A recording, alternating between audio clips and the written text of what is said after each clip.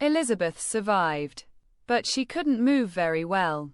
We made a place for her in the main hall so she wouldn't be alone and could talk to the kids and watch what they were doing. Sarah and Jill helped her to lean against the wall. They also put a pillow behind her back so that sitting for a long time wouldn't hurt her.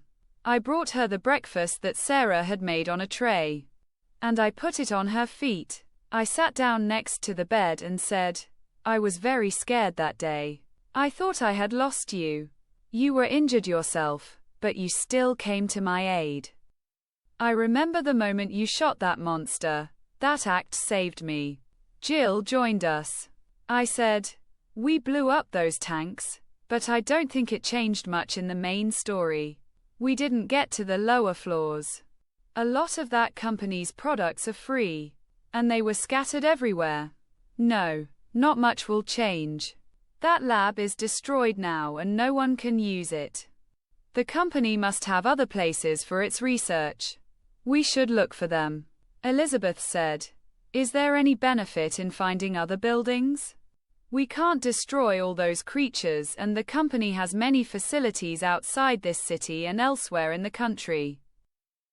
I'm sure the company and its supporters won't let anyone get their hands on the documents or destroy their constructions that easily." Jill replied, "Of course. This place was abandoned due to the attack. Elsewhere they are doing their best to prevent this from happening again." In one of the rooms we found a note with the address of a government building in the city center. They used to send weekly and monthly reports there. There must be a lot of documents in the building. I said, "We have to get them before anyone gets to them. It will be very useful to us later. We can use them in the best possible circumstances and make better conditions for ourselves." Jill said, "Do you want to use them for a deal? Revealing them can disgrace many people. Why not? We have to save ourselves. Revealing is good, but it is not useful for us. First of all, they are trying to stop this. They offer bribes, threaten us, and if you insist too much they will take your life, very neat and tidy. I want to buy our lives."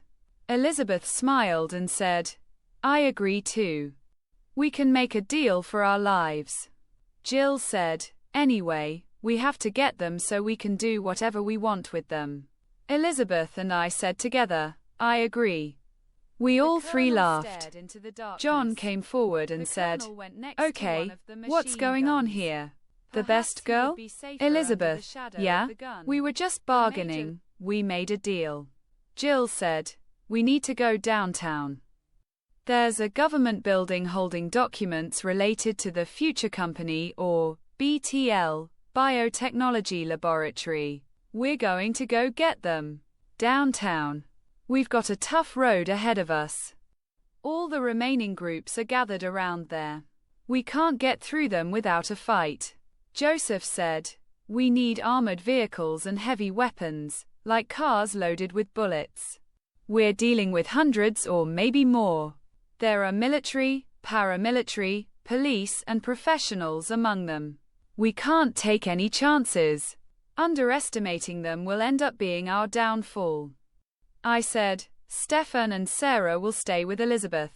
The rest of us will go to get the cars. We're few.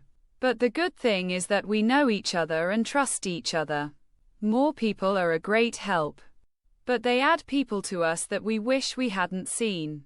After making the arrangements, we set off in one of the cars. I told Jill, "We didn't find Sebastian. Joseph is here now." I wanted to say that about the deal we made together, because I couldn't do it perfectly.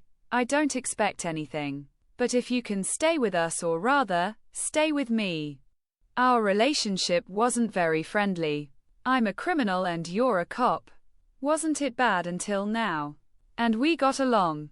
I'd be happy if you stayed." Jill looked at me. Joseph looked at both of us. The rest of the way was spent in silence. I hadn't fallen in love. If there was love, Elisabeth was the first priority. From the day we met until today, she was with me in all the joys and sorrows. There were many places where I had fallen short. She had put herself forward and become my shield. Joseph's face was a little contorted. I wished I could read his thoughts.